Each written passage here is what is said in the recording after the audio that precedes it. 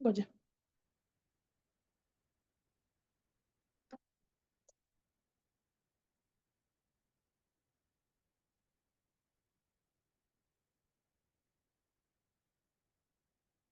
Did I just begin it?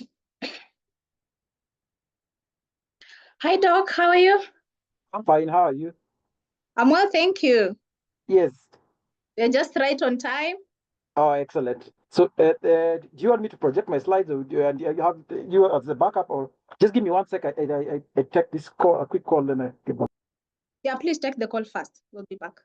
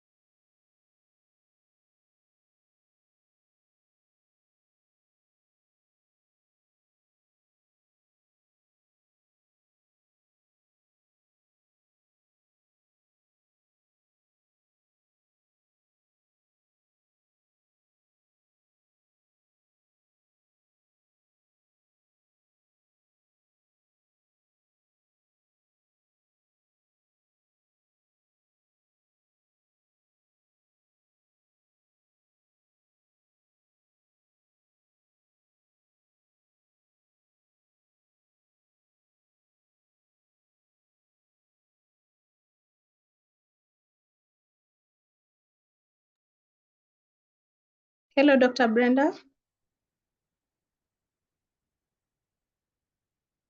Doc.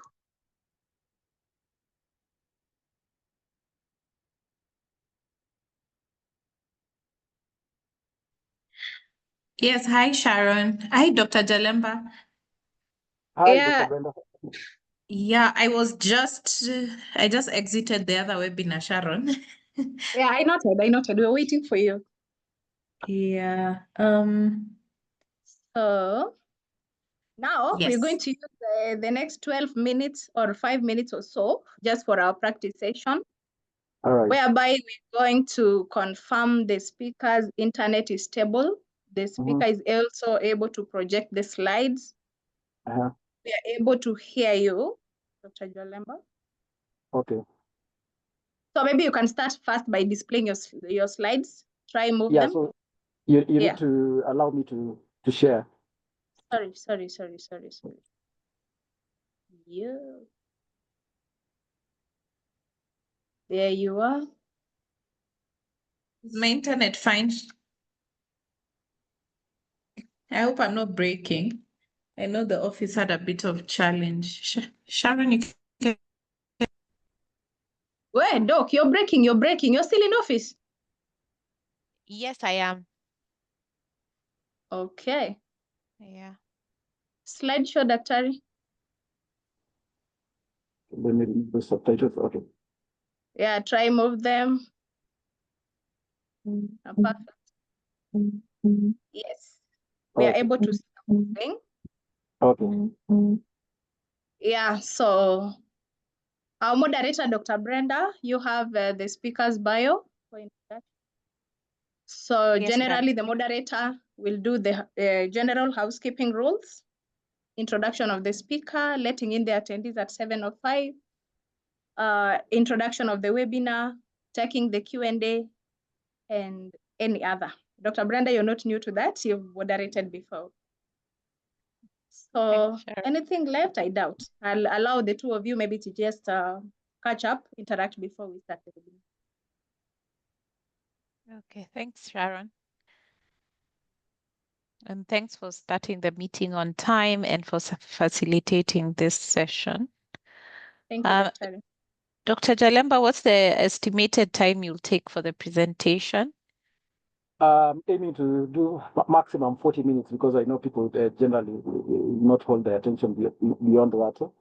Unless you wanted, I could extend it if you wanted to extend it. No, I wanted even shorter. Excellent.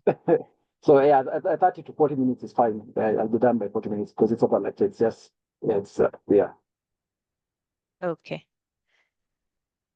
Okay. And the question Q&A, are you taking Q&A as we go along, or we will do that at the end? I think it's best if we do it at the end, then allocate specific time for that so that we don't have too many interruptions on your presentation. Okay, excellent. Then I also don't need to monitor the chat. Somebody, you or Sharon will do that. Yes, Sharon and I will do that. Okay. Yeah. But, I think I'm all set on my end then. Okay, thank you. Okay. Sharon, so at 7:05, not 7? I think we can let people in at 7. Yes, we've actually ended our practice session mapema. So by 7 you start, the moderator starts. Yeah. With the introduction. You're good. Okay. Dr. Jalemba, I'm not able to have my video. I think I'm using a new device and I can't figure out how to pick this. So I don't know if you need to have yours on when you're doing your presentation. I could. Let's just have a look. Sorry. Yeah, let me put it on. I know sometimes you might have bandwidth issues. So with it on, are you all right? I guess I could start with it on, and then as I do the presentation, I could switch it off just in case there are bandwidth issues, and then back on for the end for Q&A. All right, that's fine. That's fine. Okay. Thank you. Okay. Dr. Brenda. Yes, Sharon. So I see attendees are in. Yeah. Now, we had invited also the NEC, just in case they'll join as panelists. One can give some remarks. Yeah, it's okay. I'll see how to handle that. Okay. All right. Thank you. Thank you. Okay.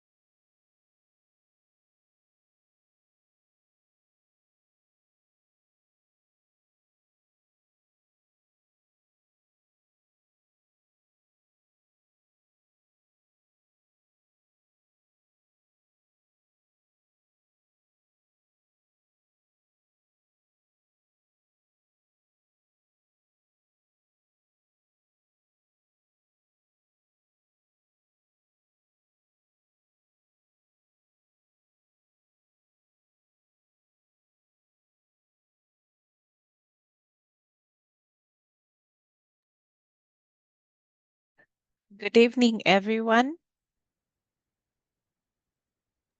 Kindly, if you're in the meeting already, please share the link to this so that we all join in on the KMA Capricorn webinar on the World Prematurity Day, as we commemorate this day and come together and discuss and gain insights on this little human beings that we care for. You're all welcome. Tell a friend to tell a friend, and we'll give them 3 minutes to join in.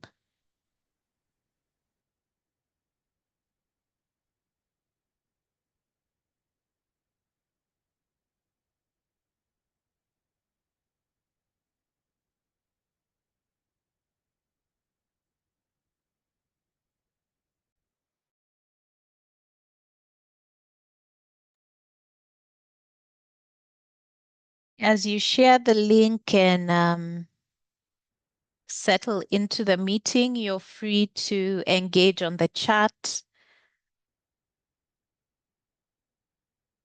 Please feel free to make a comment, say hello. The chat is open for that.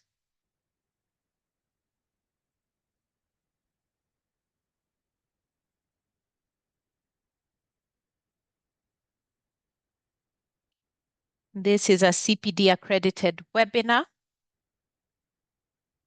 The link is on the chat box for those of you who want to quickly share it.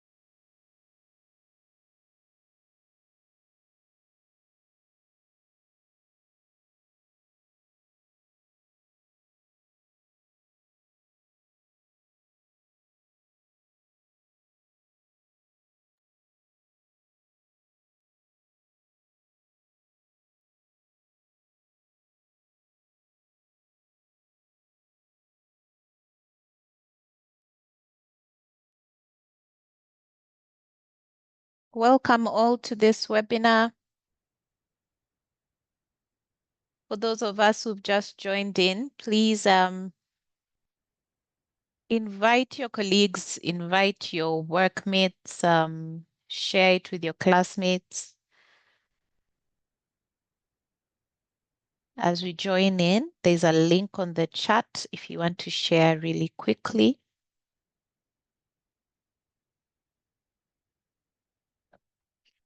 It's a beautiful evening and also, I think, an honor and a privilege to be able to be commemorating the World Prematurity Day.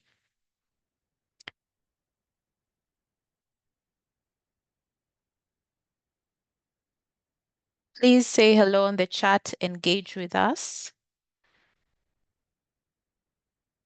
Yes.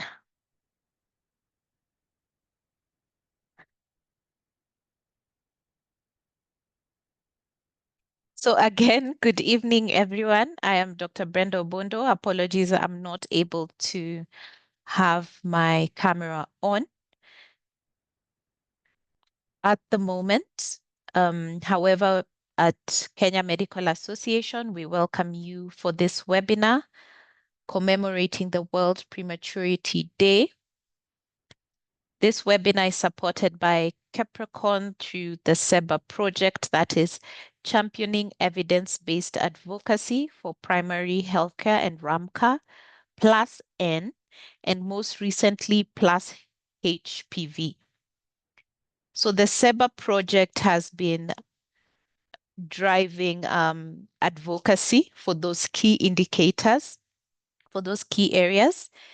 And we, as the Kenya Medical Association, are happy to have been part of this project as implementing partners and healthcare worker engagement on the same, as we as healthcare worker not only build our information and knowledge and continuous professional development on key topics, but also increase our capacity in policy advocacy, and more so evidence-based advocacy.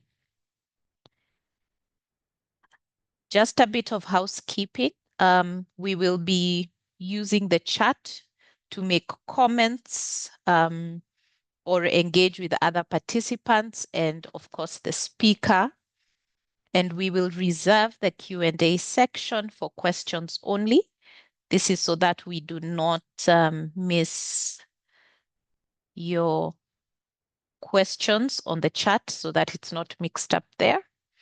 I'll ask the KMA team to kindly check. I see a comment that the chat is disabled. Sharon, if you can quickly check on that for us. Meanwhile, the Q&A is open, and as we go along, kindly post your questions there. This webinar is CPD accredited, and through the registration email that you've used to join this meeting, you'll be able to receive the CPD points emailed to that email. So kindly ensure your email is functioning. That is where you will receive this. As for the recording from this meeting, you'll get it on the KMA YouTube channel. Kindly interact with the KMA YouTube channel. We also have a number of resources on our website and other social media platforms where you can continue to engage and track the CPD events that we have set. I am Dr. Brenda Obondo, as I said earlier, and I serve as the Chief Executive Officer of the Kenya Medical Association, and we are happy to welcome you for this webinar. Today, we are privileged to have none other than Dr. Jalemba Aluvala.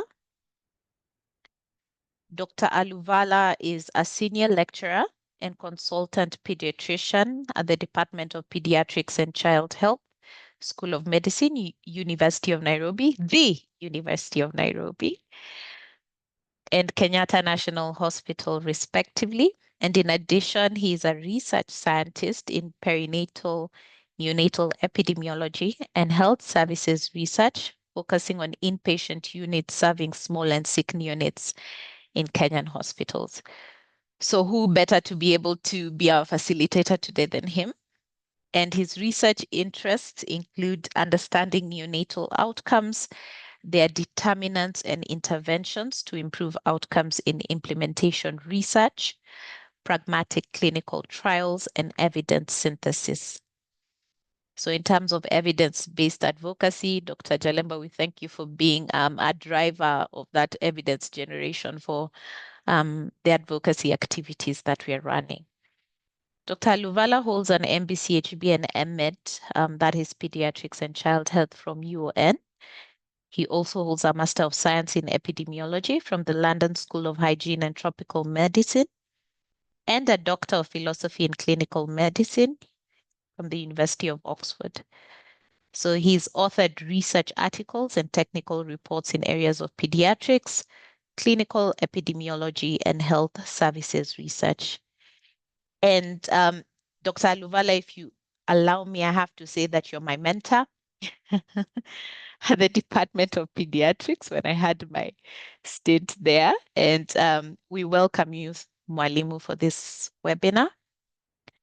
At this point, I'd like to welcome you to take us through. Right. So thank you very much, Dr. Bondo, for that gracious introduction. And indeed, it is a pleasure to work together with my mentee this evening on this auspicious occasion, and allow me to extend my gratitude to Kenya Medical Association and also KEPRECON for making this possible. I think today is an extra special day, and not just because we are speaking on behalf of the small newborns, but also this is the first World Prematurity Day that is officially on the World Health Organization health calendar, and going forward, it will be on the WHO calendar every year. And then secondly, it was also a great day for two reasons. So as Brenda said, this is Dr. Bondo said, this webinar is facilitated partly by KEPRECON and through the SIBA project.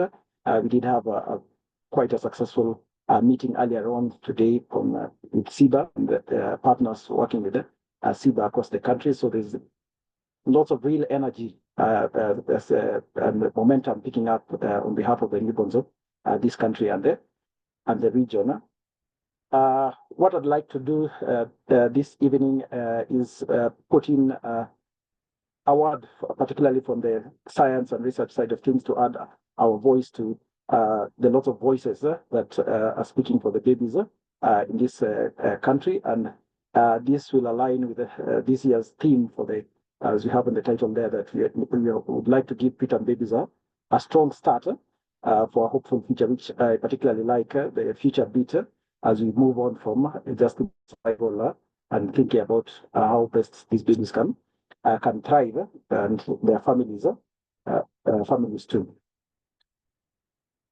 So there are three main areas I'll hope to discuss. One, just a little bit about the problem and the numbers that we have describing the problem, and some fresh insights about the whole phenotype or typology of preterm birth. And then zeroing down on what is happening in Kenya, a little bit about our context, because as you work with health systems, we recognize the absolute importance of understanding what's going on in the context beyond just the biomedical intervention or the evidence behind that. And then finally, I'll finish off with some insights on progress and some opportunities and lastly, talk about some things which I think we really should be thinking about above and beyond what we are already doing.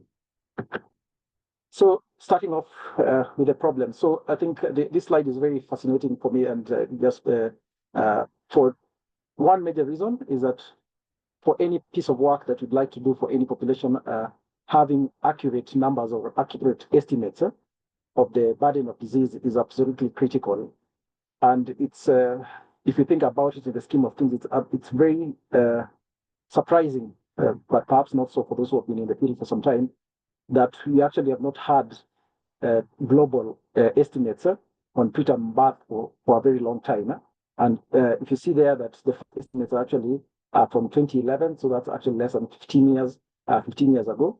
And we have had a sum total of 3 global estimates. We'll come back to the routine health information systems, but part of the reason is because we were not, the babies were not necessarily on the agenda, and then as a result of them not being on the agenda, our information systems, whether they're routine health information systems or civil registration and vital statistics systems, were not very well geared to providing us the data that we require. But lots of progress has been made, and we will now go and look at some of the information that we have available following all these commendable efforts globally. So starting off with what we know about the preterm births, any baby who has been born before 37 completed weeks of gestation. This figure here on the x-axis, you have the years, so starting from 2010 to 2020, and on the y-axis you have the annual number of births in millions, and they're color-coded by different regions. So key message here is one, if you look at the absolute global numbers, there's not been much change from 2010 to 2020. So in terms of total numbers of preterm births, from 13.8 million to currently 13.4 million. However, if we look at what's going on in sub-Saharan Africa, while the rest of the world seems to have flatlined, which is not necessarily a good thing either. It's not a good thing at all. But the numbers are actually increasing in sub-Saharan Africa. So the estimate for 2020 is almost 4 million babies were born preterm in sub-Saharan Africa. So whereas the numbers are larger in Asia, the key thing is that increase and for those two regions, South Asia and Sub-Saharan Africa therefore form the face of preterm births across the globe. Here, looking at rates versus the absolute numbers. So again, you'll see Africa is and Asia, South Asia are represented in those top 5, which it's sort of a badge of honor. It's actually a call to action. And if you look at the map there in Kenya, that we do have, so if you look at Kenya and you look at the color coding, so the estimated preterm birth rate in Kenya is between 5 to 10%. So up to 1 in 10 babies born in Kenya is born preterm. So what does that translate to from our last census? We know our birth cohort is approximately 1.5 billion babies. So that means approximately 150,000 babies are born preterm based on the best available evidence in Kenya. So even if we don't fall within those top 5s in absolute numbers and rates, for us as a country, that is a huge burden of disease which we need to address. So if we are more granular with respect to the categorization of gestational ages, so we have preterm, extremely preterm rather, who are less than 28 weeks, and the very preterm less than 32 weeks, and then combining the late preterm and moderately preterm between 32 to less than 7 weeks. What do we observe? So one first thing is that the vast majority of preterm births are actually between 32 and 37 weeks, which means from a health system preparation point of view, most of the babies we observe in our setting who are born preterm, actually, they do need facility-based care, but they actually don't need intensive care. So with the deaths that as we shall see, the deaths that we observe, it does mean there's a very huge opportunity to actually reduce the deaths using non-intensive care, particularly level 2 care, which we'll come back to in the course of the presentation. So again, besides that, key point in the implications for organization of the health services is, again, remembering that we have those two regions there, Sub-Saharan Africa and Southern Asia, forming the biggest burden of absolute and in terms of prevalence of preterm birth. Moving on, looking across the globe, now specifically starting to look at deaths. So just looking at Africa specifically in the context of what is happening elsewhere. So compare, for instance, North America, Europe, Australia, and New Zealand. So more than 1 million preterm births, but you can see the deaths. The deaths combined in all these regions is less than, only is not a good word to use because of obvious reasons, but it's less than 15,000 deaths from across the whole of that region. And contrast that with what is happening in Sub-Saharan Africa, where we're having obviously almost 4 million preterm births, as we said before, but like again, just about slightly less than 10% of those babies are dying. So it does tell us there's a gap that that we definitely need to introspect and think about what we need to do so that we can catch up with the rest of the world. So in a slightly related, not slightly, actually overlapping and very related term of the low birth weight. So sometimes we conflate the two, but we know that those are not necessarily, they are not the same thing, and they mean different things, and we'll speak a little bit about that in the next slide. But in terms of numbers, so again, it's facing that challenge of what we've had before of not having estimates in the recent past.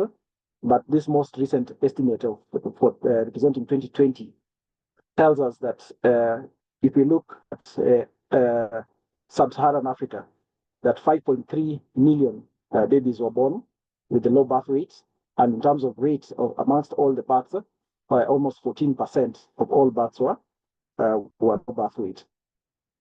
So again, absolute numbers, two key regions: sub-Saharan Africa with 5.3 million and Southern Asia with almost 9 million births. So recent work has gone into thinking about how best now to combine the two definitions, the low birth weight and the preterm babies. So we have this new classification for this. Some people may be familiar with it, of the small vulnerable newborns, which identifies 3 groups. So we have those babies who are born too soon, and then we have those babies who are born too small based on their birth weight, and then there are those babies who are the conventional definition of low birth weight of weight less than 2,500 grams. I must say this group of small for gestational age, given that you require 2 measures and you need a chart, is very poorly recognized in our context, and it is definitely a group that we need to think about closely. Why is this? Is that because these 3 groups constitute more than half of the deaths that we observe. So a little bit more on the small vulnerable newborn. What are the numbers? So they're first starting off with those who are born small for gestational age, but they are not preterm, so a huge number, and they're still at increased risk of death. Then followed by those who are born preterm, but they are not small for their gestational age. And then finally, those who are both preterm and small for their gestational age.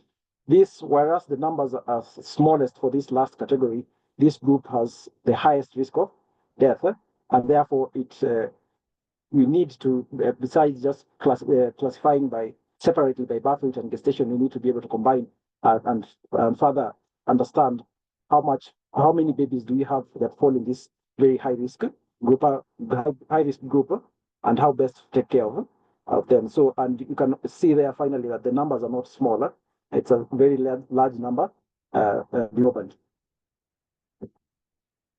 Now, we've looked at preterm, low birth weight, and small concept of small vulnerable newborns, and the 3 key phenotypes with respect to burden of disease, and particularly with a risk of mortality. So this subject is a subject which is very dear to my heart. So whereas it's absolutely important, and rightly so, lots of work is focused on mortality, we need to be looking ahead and learning from places which have dealt with their mortality much better than us, that as we continue to do a better job with mortality, then especially if the quality of care and patient safety is not taken into consideration, we'll have lots more of morbidity, and that morbidity starts from the immediate newborn period, the commonly recognized problems with breathing, the respiratory distress syndrome, metabolic problems, particularly hypothermia and hypoglycemia, and infections.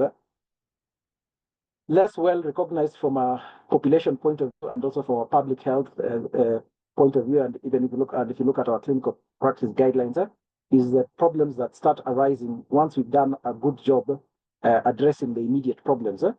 So, for instance, anemia and the related jaundice, things like metabolic bone disease because of challenges with calcium and phosphate, and particularly linked to their nutrition and their stores. And I'd like to highlight, besides those, highlight 2 key things. So we do know from the data that exists that besides the infection of suspected infections that baby present with at the time of admission, that their long stay in the hospital environment disposes them to acquiring infection from the hospital, and it is an unrecognized and a big burden, and also related to that, black box as far as I'm concerned. We know very little. We know it happens, but you know very little about what is happening in the very vulnerable brains of these babies, particularly there, with respect to germinal matrix and intraventricular hemorrhage and white matter injury. And then finally, primary business of babies is to grow and develop. Again, we know that we have challenges with growth. Again, we have not been doing very well at quantifying those challenges that we observe. So with that, hopefully clear picture of what the problem is and some fresh insights in defining the problem a little bit better. So let's have a look at the context. So starting off from a legal point of view, I've highlighted there that quite often this is not the preterm small and sick newborn in hospital is not very visible as in respect when people are talking about every child, and that's why I've highlighted the recognition that and emphasizing that those babies who are unfortunately losing their lives in our population are covered under this Child Rights Convention by the United Nations and the Child Health Act under the Kenyan law, and particularly, as I've said, it's not just issues of survival, but survival and thriving with respect to child development. From the legal perspective, we move to policy, and so policy, we have global policy, which our local, national, and subnational policies aligned to. So with the Sustainable Development Goals, so we know the timescale for the SDG, and we're just about 5 years to get there. Keep in mind where we started off saying specifically for preterm babies, what we know about their numbers in the recent past. So that's a very recent occurrence, just 4 years before we started off the SDG era. And within the SDG, we know we have 3.1 dealing with the moms, and the 3.2 dealing with the neonates, and a special group, which again often doesn't get mentioned, that is the stillbirths, and who we know that lots of where data is available, lots of the stillbirths are actually born preterm. So there's a very clear relationship between stillbirth rates and the preterm birth rates who are born alive. So you cannot adequately deal with the live preterm births without, from a prevention point of view, dealing with the preterm stillbirths. So from the SDGs, how does that fit in with our health system?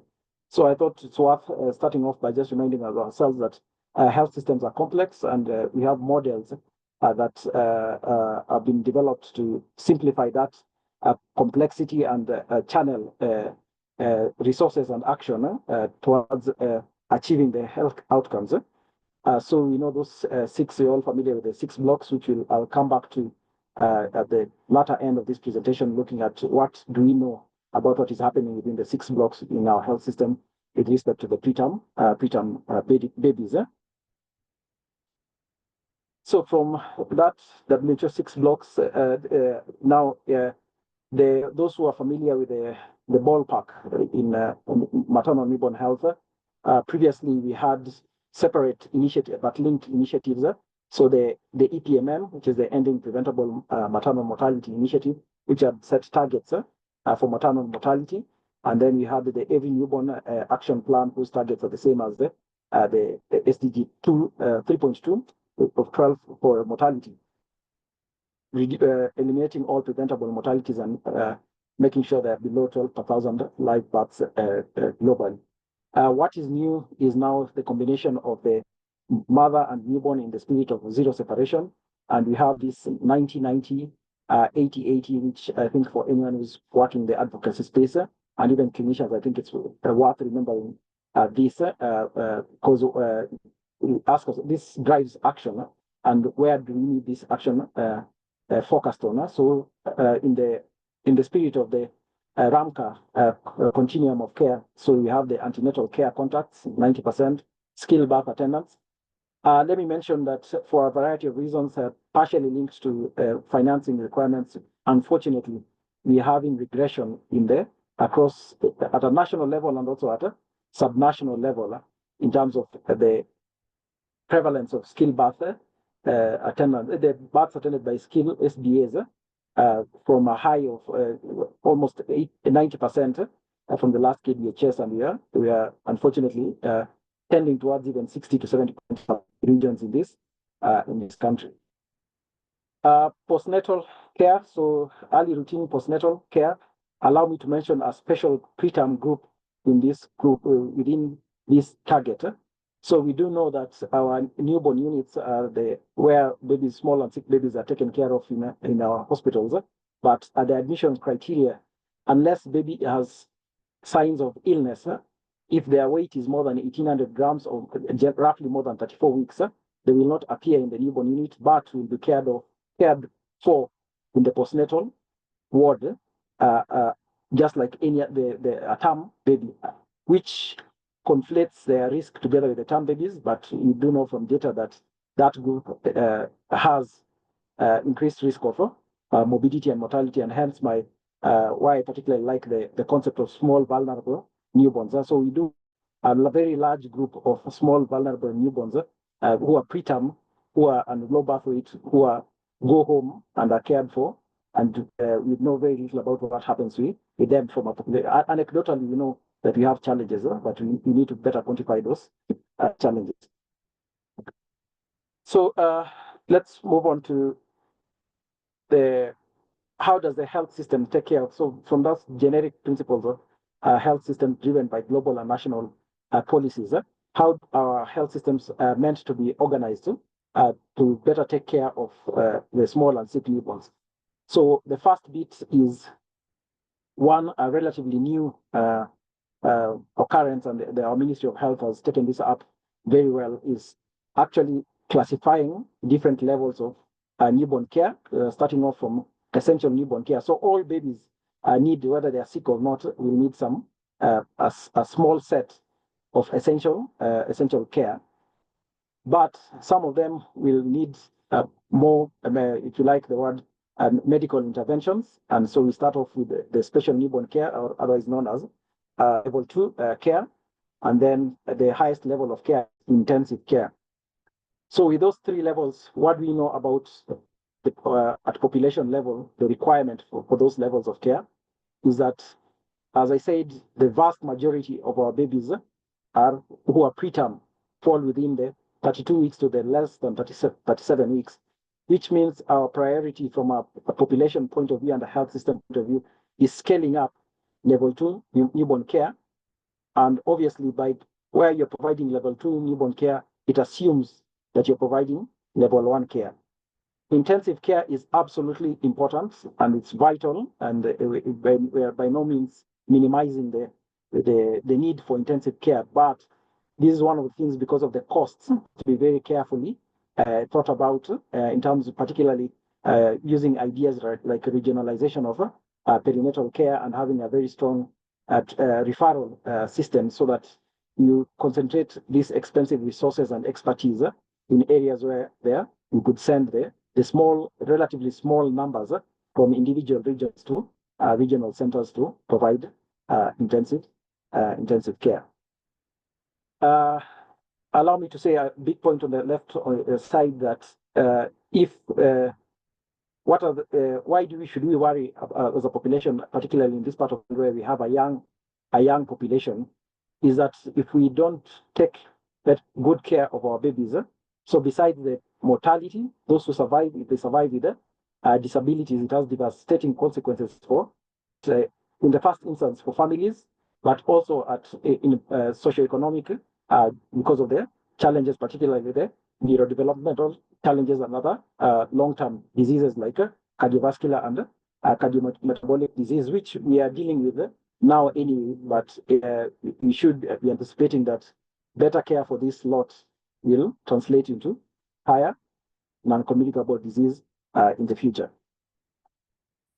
So from the organization of neonatal care in the health system, so we'll now spend some time looking at, I'll share some information for work I've participated in and work done by other colleagues and showing where we are and what I think are opportunities for doing better. So it's not all doom and gloom.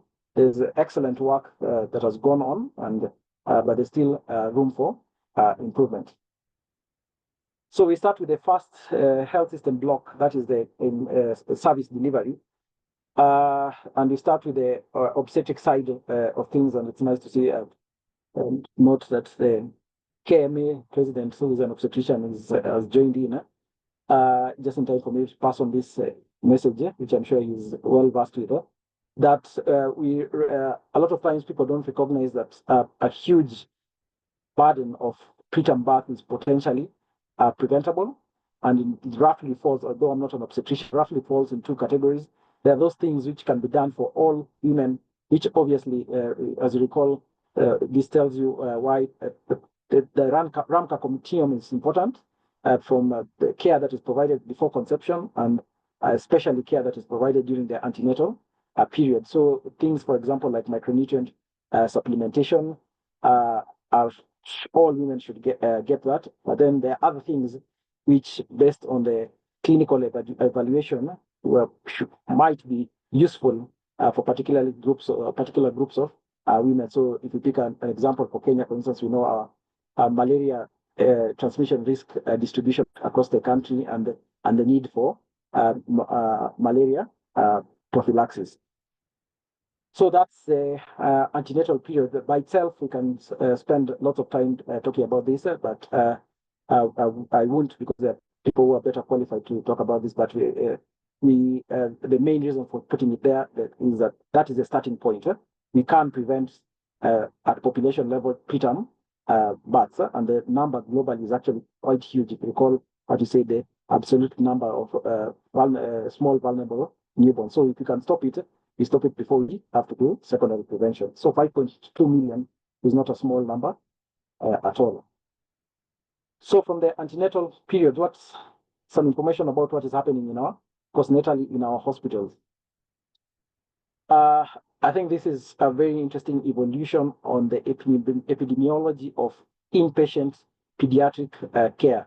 So for lots of people who are older than me, who are doing their training and working as junior doctors, the vast majority in terms of numbers of pediatric department work was based on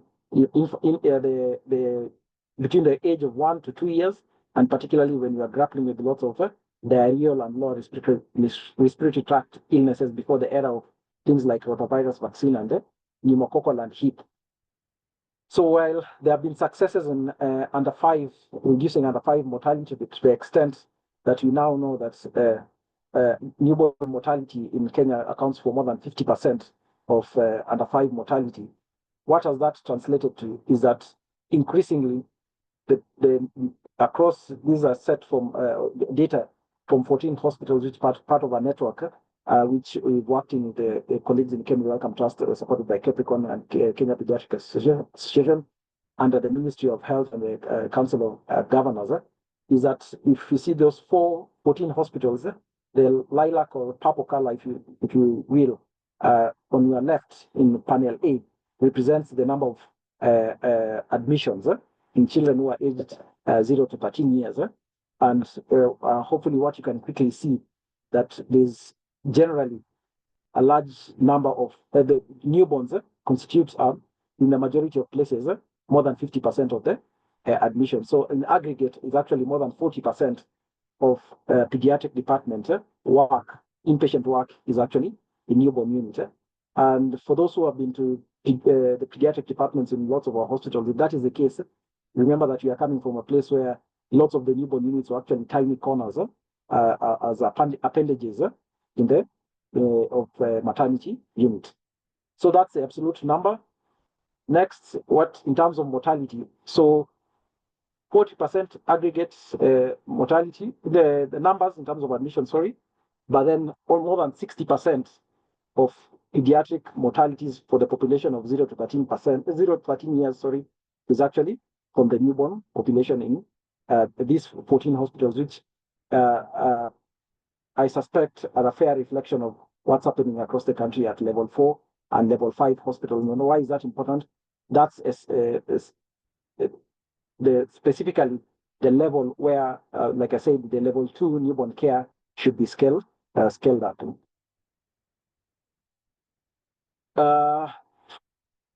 Moving on from what we know about the numbers, so a lot of work, commendable work, I must say, done by lots of colleagues, and I must congratulate the Ministry of Health.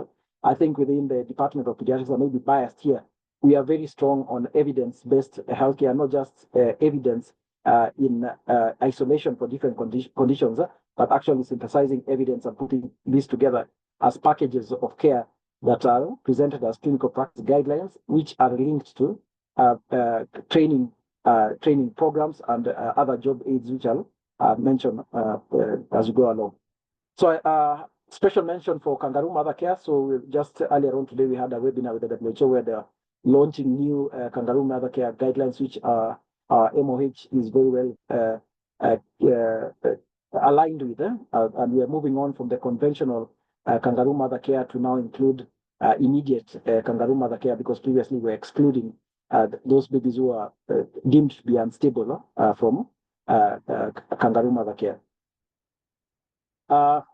Besides, KMC has a specific area of intervention, which encompasses multiple things, including feeding and so on, that we also have. You need to, when you're providing people with guidelines, then you should also provide them with standards against which you are going to measure what are we trying to achieve. So this document, again, borrowing from the WHO, from the National Ministry of Health, describes very well the standards across different domains that have been defined for our newborn units, which is very useful for advocacy when we measure ourselves as providers, and also providing from a leadership and policy point of view when you're doing service evaluation.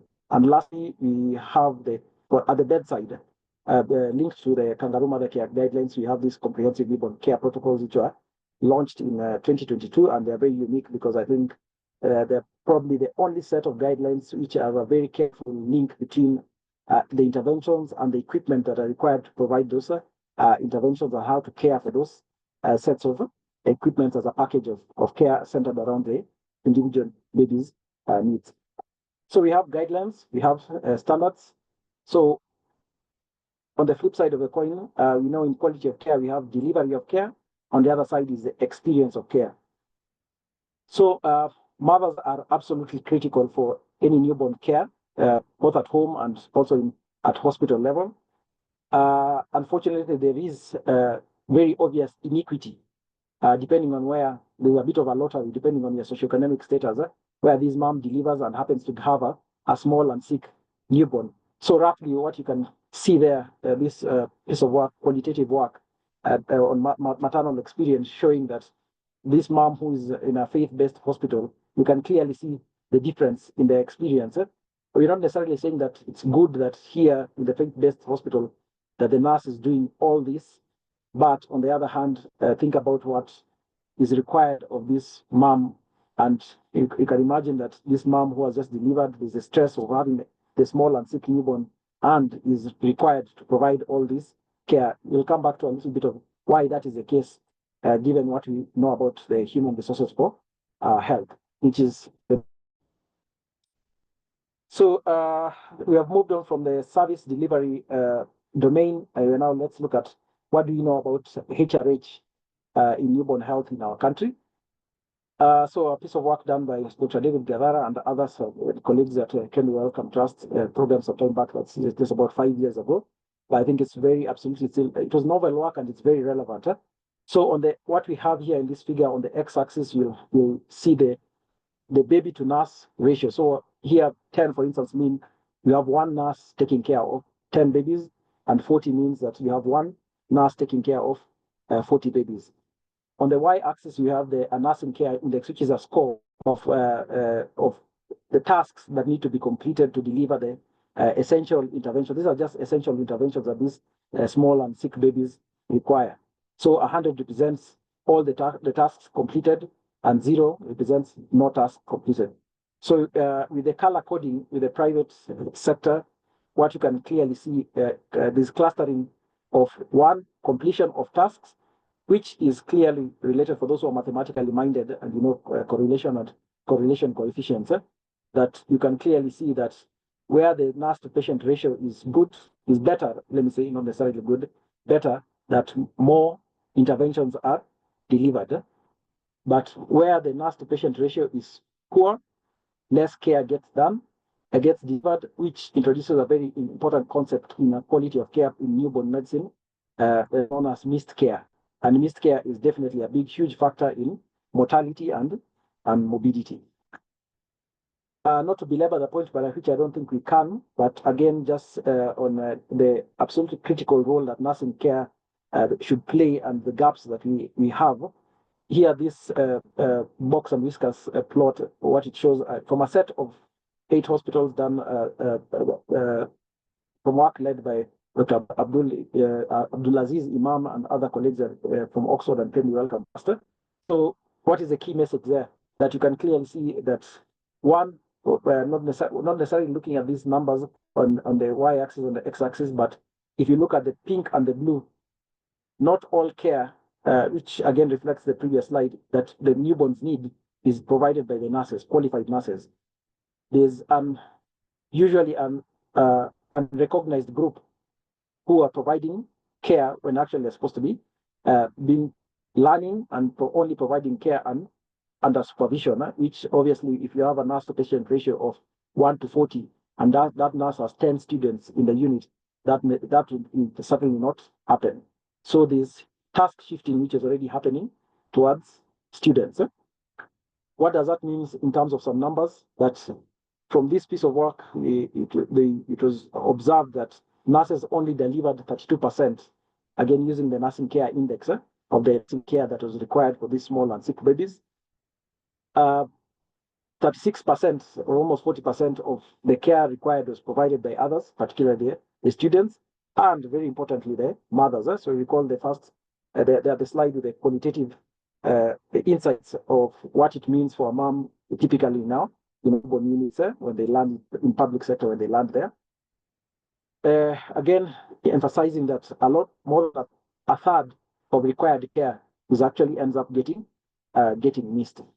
And I think for me, one of the most powerful numbers from this work, and I think it was very important work, because we generally say that we know we need healthcare workers, but there was surprisingly, there's actually very little literature that actually shows what it means to have the numbers that we have and potentially what that could be implied in terms of outcomes. So to imagine that in a median nursing time, so what this means, that for the babies who are observed with the nurses that are available to provide care, that in each shift, one nurse had on average only 30 minutes to provide care per patient, which obviously then explains why we're seeing these other figures. From HRH to the domain of products and technologies. So this is a success story, I would say. For those who are not familiar, this is a bubble CPAP, a machine for providing respiratory support to preterm babies with respiratory distress syndrome principally.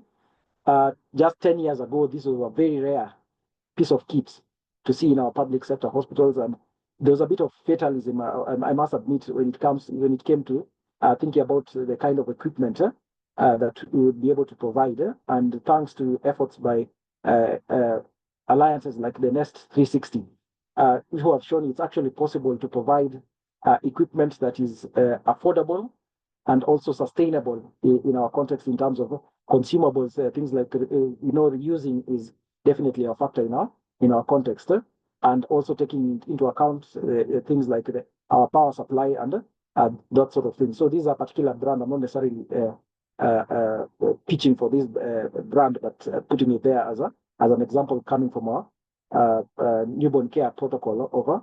I think a success story in showing that we can actually provide the equipment that is needed within the product when you're broadly thinking about products and technologies. So, however, on the other hand, it's one thing to provide equipment. It's another thing entirely for those equipment to actually be used as intended.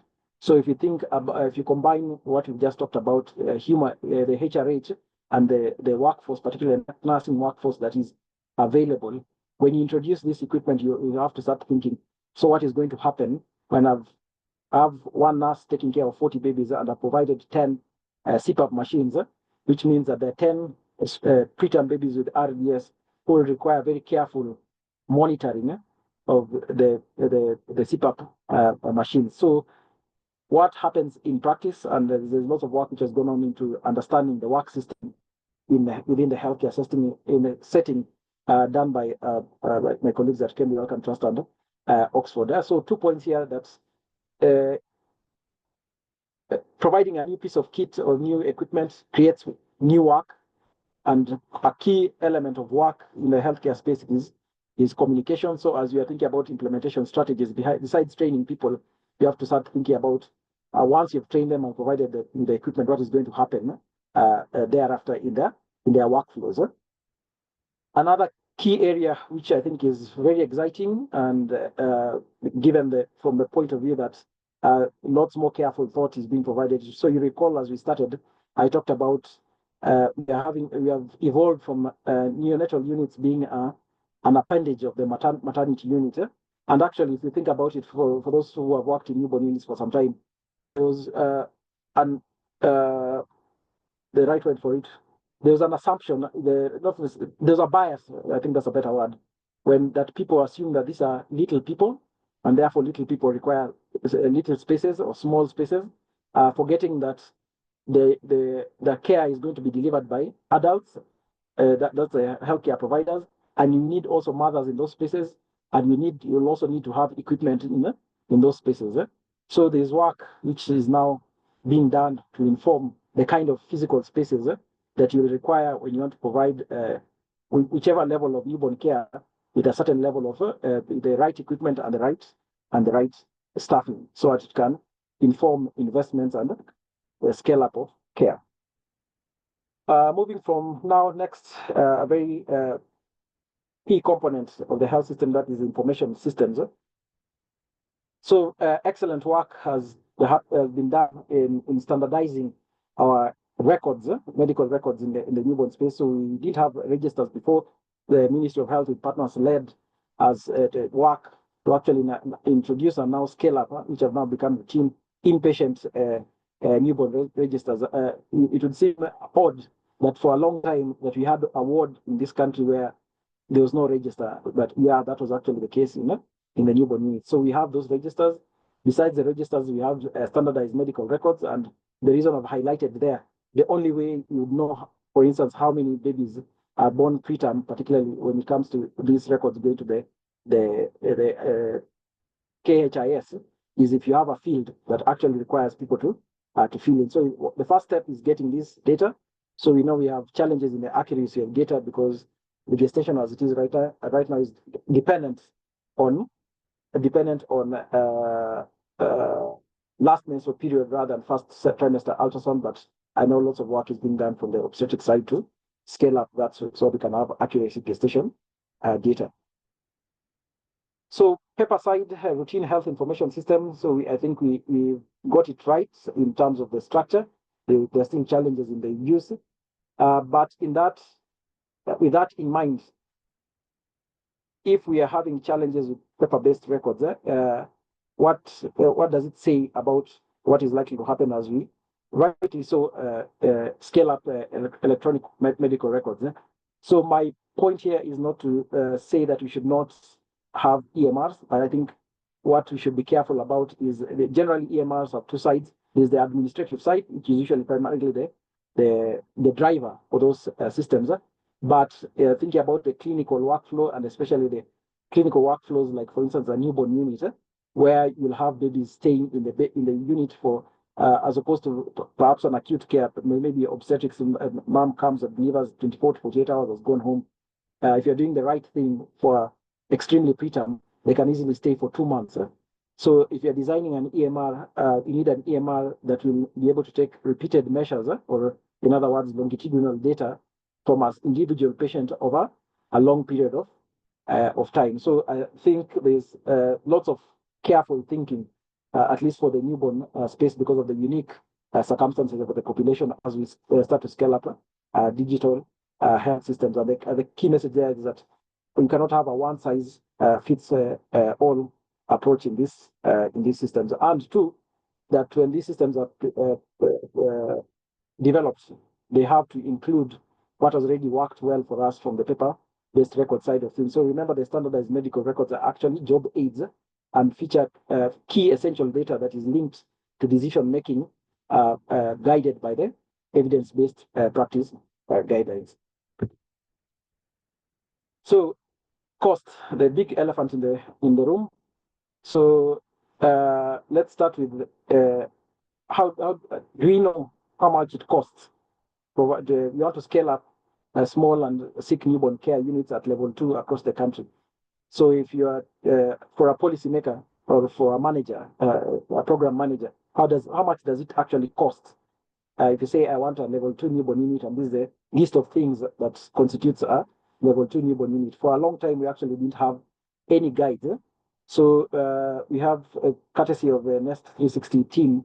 We actually now have very carefully thought out from an economic perspective, health economist point of view, providing a tool that you can actually use to cost. So if you are advocating for newborn units, then you can say that this is the biomedical side of things, and then this is also the costing side. Why is it very important to always include this costing side? Is because somebody has to pay for it. The reason I've put I chose this is within our payment system evolved from NHIF and to SHA now. The mom and baby are usually put together, which I think is a good thing. But quite often, again, the unique circumstance of the interventions that are required in the newborn unit and the length of stay that is required, and another big gap that is quite often not costed for, and it's a cost that is incurred. If mom is going to be in the hospital taking care of her baby for 2 months, she has to be fed, she has to be housed, so to speak. So who is paying for that? And how are our payment systems geared towards taking care of the newborn? So I'll propose that there are gaps there.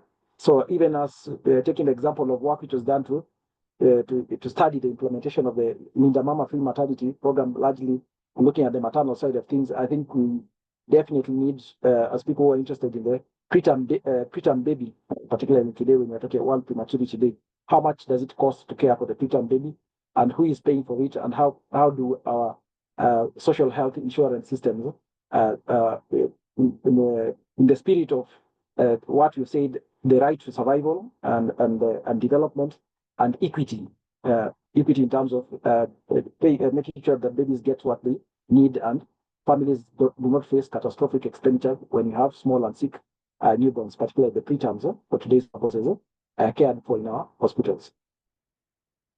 I'd like to, we're almost finishing, in the leadership and governance domain. The norm has been, when you're talking about leadership and governance, to think about the policy makers, the managers at county level, and perhaps the hospital administrators at the hospital level. But there's a group which learned from my colleagues doing organizational and the qualitative work in our hospitals that are not formally recognized as leaders, but they do serve a very important and, in fact, would argue absolutely necessary role in terms of leadership in our facilities, and the technical term for it is hybrid clinical managers. In other words, this is typically, like, for instance, the nursing officer in charge of the newborn unit who provides services as a clinician and also at the same time has administrative responsibility, or for example, the pediatrician who is the head of a department. So they play these dual roles between as clinicians and also as managers. And they, in the context of what we are talking about today, there's absolutely no way that we'll succeed in when we scale up the small and sick newborn care as we are doing so, or to care for the preterms, if you don't take into consideration this team, and particularly what it means for them when you have the staffing ratios that pertain in quite a number of our facilities. So how do we scale up? So we have information from largely informed about what has happened successfully, particularly in India. So the numbers in India are absolutely staggering, and the scale, their scale up is very impressive. So we know it can be done, and we know how it can be done. Taking lessons, of course, it has to be contextualized. We are taking lessons from other places. But I said I'd finish off with some areas which I would propose that are very key, but not sufficient attention is being paid to these areas from the implementation science point of view, and also from the basic science, and also the typical clinical trials that we do in medicine and healthcare. One is nutrition. So the preterm babies have challenges with their nutrition when you're coupling nutrition needs versus high demands because of illness and challenges in providing that the required nutrition using enteral feeding, which is the backbone of what should be done. I'm not advocating for parenteral feeding, but even then, when you do a good job, there still sometimes be, like I mentioned, the growth is a key outcome. You'll have faltering growth, and the questions on how best to feed these babies when you observe faltering growth. I've already mentioned the absolutely key role that healthcare associated infections plays in post admission, and particularly in the late newborn period, after the first 7 days of life in our newborn units, and especially so for the preterm and very preterm and extremely preterm. So all the clinicians who work in this setting know that we do have lots of repeated suspected infections happening in these lots. So we need a better handle on defining those, quantifying those, and understanding the risk factors, and especially from a prevention point of view, thinking about how to implement infection prevention and control measures in our newborn units. Finally, a subject that is very dear to my heart. We said children, their primary business is to grow and develop. A key organ in their development is the brain. So it is unfortunate that this in 2025, we'd actually, given the numbers of preterm babies that we have, and we are taking care of them in our hospitals, we do not know how many of them are actually experiencing brain injuries. So there's lots of undiagnosed brain injuries likely to be happening. And if it's undiagnosed, it means the prevention that should be done. So for instance, use of magnesium sulfate in moms who are presenting with risk of preterm labor, or when you have bleeds and post bleeds, ventricular dilatation, and linking that to either conservative or surgical care as required, a lot is being missed out, which obviously means that if it's being missed out at the time when they're unit, if they are discharged and diagnosed, then there will be challenges in terms of their neurodevelopment. So a simple, in the same way that we have point of care ultrasound in obstetrics, I think it's with the technology that we have available, as we are scaling up small and sick newborn care, it's very possible to actually scale up the point of care ultrasound to screen, besides other applications for point of care ultrasound, but primarily just as a start to screen for injuries, brain injuries in the very preterm and extremely preterm units. I'll finish with growth. So growth, we work done by the intergrowth. So previously, when you talk about growth charts, we've been having the growth standards, but now we have the not growth standards, we had the reference ranges, but now we have the growth standards, and these are very unique tool, because if you look at the mother and child booklet, we didn't have any chart like this in the inpatient setting, and certainly we didn't have any charts in post-discharge in the outpatient setting in MCH that took care of the interest of our small babies who have been born too soon, and providing an appropriate standard to chart their growth, so that once they reach the corrected gestational age, of term corrected gestational age, then they can now move on to the standard mother and child booklet, which is designed for the term babies. Finish off. So what can be done across the board, and bringing together the maternal and the newborn side. So I'm very excited to say that this initiative was launched by these very hardworking colleagues from the obstetrics and the pediatric side of things, together with the Council of Governors, to coordinate the inter-county maternal perinatal death surveillance and and the response, which I think is an absolutely key measure for both from an advocacy point of view and also for bringing to light what is happening and understanding across time and place what are the gaps and how best to address those gaps with the learnings across the different counties.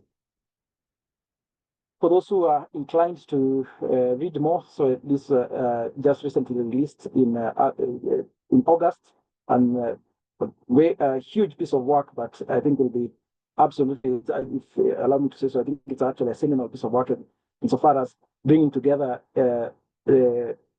what needs to be done and setting the agenda, perhaps that's a better phrase, setting the agenda for the newborns, or the small and sick newborns, and particularly the small ones, going forward globally. So you could have a read of that document.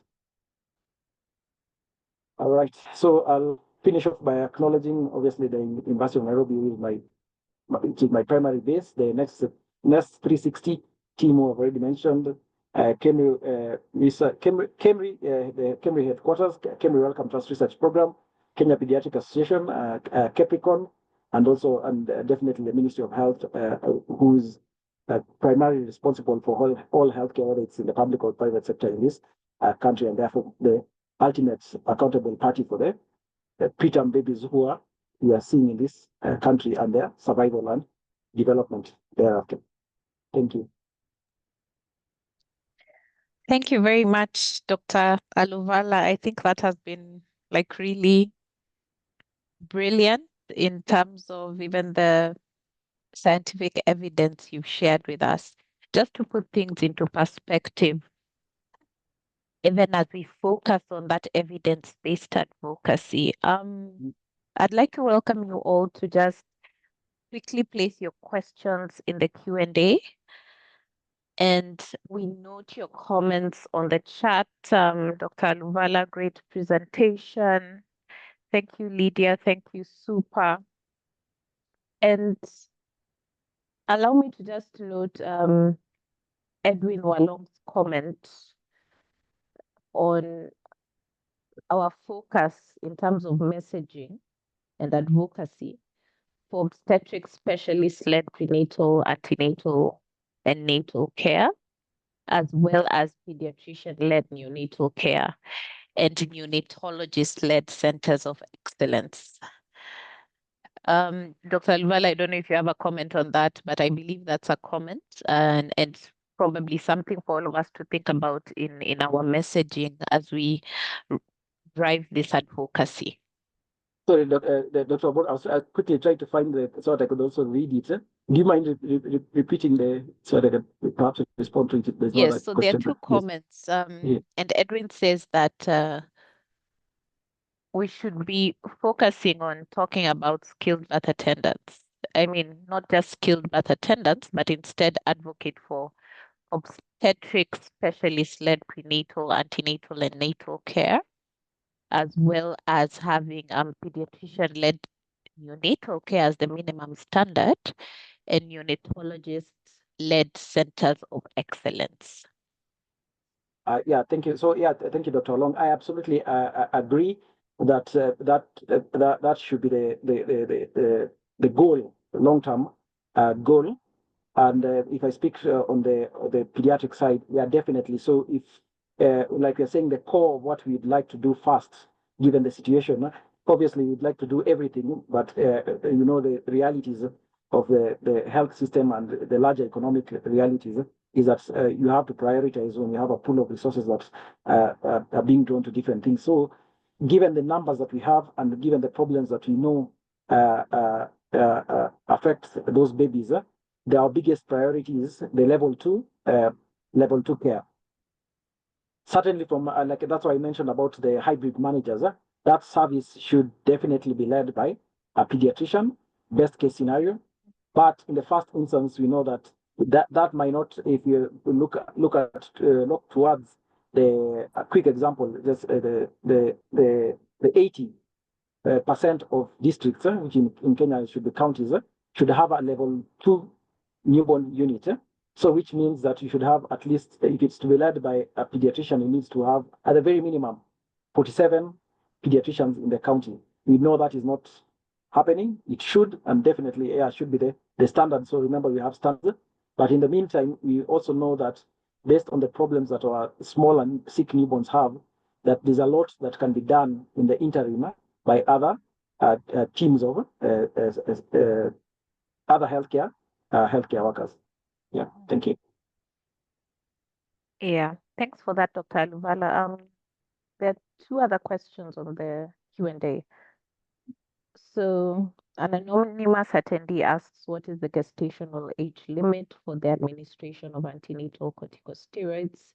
And then the second question, is there an existing protocol for the use of magnesium sulfate for preterm labor delivery, especially when it is for neuroprotection of the neonate?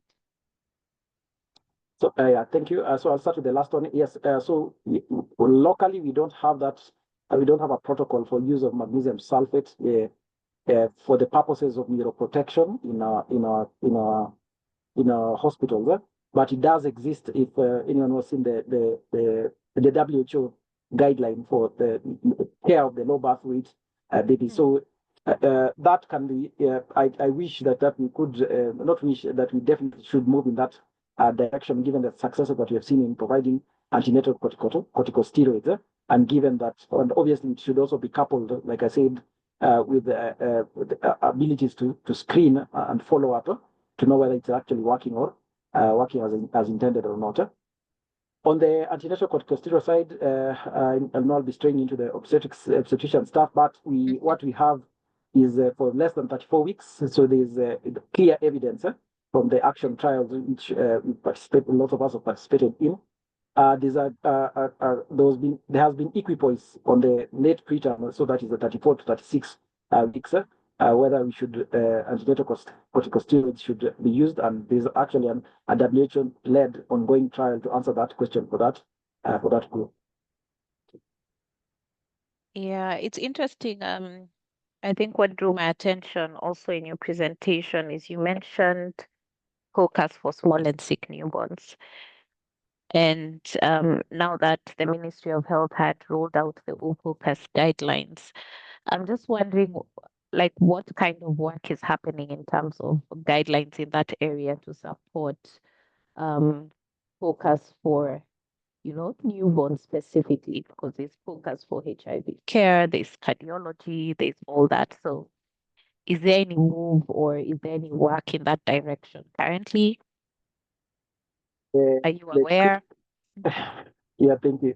So the quick answer is actually no, and which is why I said it's actually a black box. So it is happening it may be happening in individual units, which is led by individual pediatricians or perhaps neonatologists in conjunction with the radiologist. But where it happens in the public sector, it is a radiologist-led service, and it is happening in the absence of national clinical practice guidelines, because we don't have a single national pathway. So if you look at our guidelines, we don't have a clinical pathway for screening and management of brain injuries, whether it's white matter injury or hemorrhage in very preterm and extremely preterm babies, in our country. So it is, in my opinion, it's a huge gap. And since the technology is now available, and it's a gap that can actually be filled, and we should be working towards that. Yeah, absolutely. So Stella has another question on the use of Fenton charts, because we currently don't have a Kenyan equivalent. I don't know if you're in a position to answer when this will be rolled out. No, I don't think that's your no, it's my task, definitely. So it speaks to what I said earlier on. So when you're looking at growth monitoring in children, there are two types of charts. You can have a growth standard or a growth reference.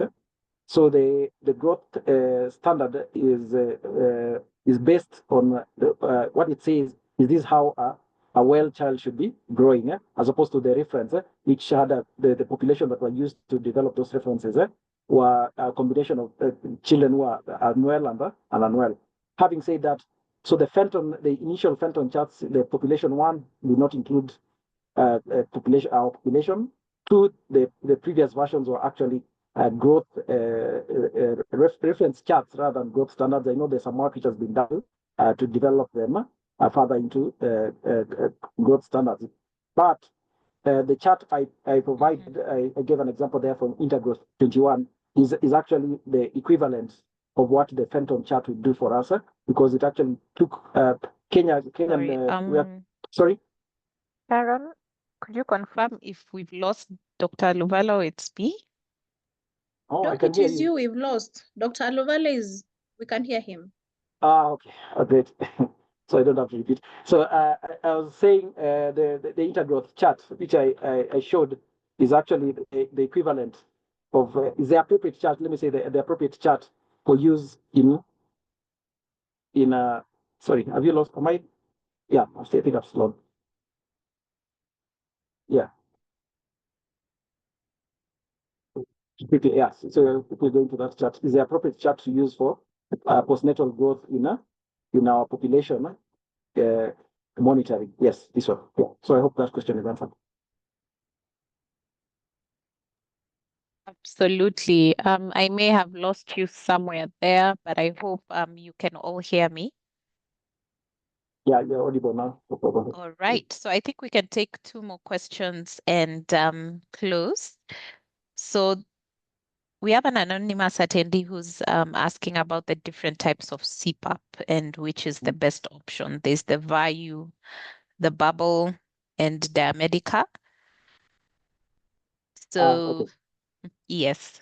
Okay, so again, that's a good question. So in terms of mechanism of action, there are generally 3 types of CPAP. There are those which are linked to a mechanical, conventional mechanical ventilator. Then there are those which are they're called flow-based, and then we have the bubble CPAP. So for our setting, the most appropriate for, let me not be vague, just because of the consumables and the care that is required for those machines and sustainability, is the bubble CPAP machines.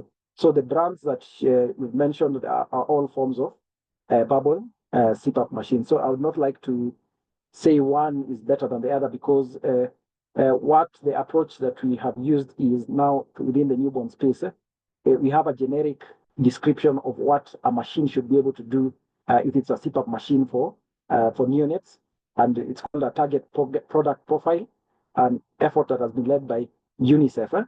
So if you are looking to choose a CPAP machine, the first point of call is, does it satisfy the criteria set out in that target product profile? If it does, then the other considerations are usually around the consumables, the size, whether you're going to use, whether you need power to drive it, or you can just use gas to drive it. Yeah. Yes, thanks, Dr. Luvala. So the final question, so please comment around the scale up of caffeine citrate for apnea associated with prematurity, and should we be making more effort towards advocating for its widespread use? Yeah, so good question. Yes, yeah, I agree 100% with the last statement. We should be making more effort, because obviously the use of caffeine and the group that is targeted is roughly falls with the group that is targeted for respiratory distress syndrome, and if you're going to scale up CPAP, it makes sense that you should also be scaling up caffeine citrate at the same time. So what I know has happened, we do have national guidelines, and it is the Ministry of Health policy, and we have evidence for that, and it's included in trainings. What was a challenge was the supply chain, and there are issues with the costs. But now, as far as I know, it's now been included in the essentials medical lists, particularly the pediatric side, and KEMSA had started supplying. I know there were some challenges with that also, but I think great movement has been made on that range, and we have moved on from what used to happen when people were using aminophylline. So now the default, we know, you should be using caffeine citrate, and clearly, yes, there are definitely gaps that need to be addressed from the supply and the costing side, just like what has been done. So I think if we have been able to get CPAP machines, then definitely we should be able to do the same for caffeine citrate. Thank you. Yeah.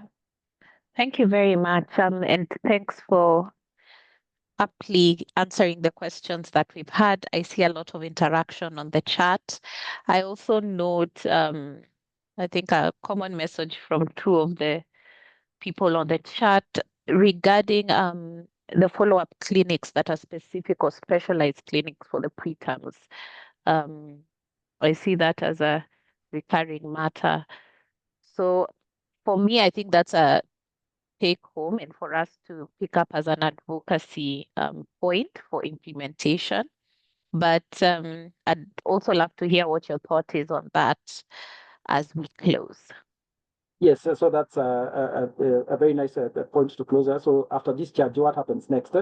So from a research point of view, we've done some work which clearly shows that the burden, or let me not call the burden, the need for post-discharge care based on the morbidity that we observe in patients. So for instance, from the ophthalmology side, the babies who have retinopathy or prematurity, from the respiratory side, babies who have bronchopulmonary dysplasia, and also those babies who have potentially suffered brain injury and they need close neurodevelopment follow-up.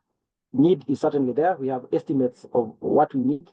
The next step is actually organizing our services, because as you realize, one baby will have a requirement of multiple things. They may need their eyes checked, ears checked, they need their lung function checked at some point.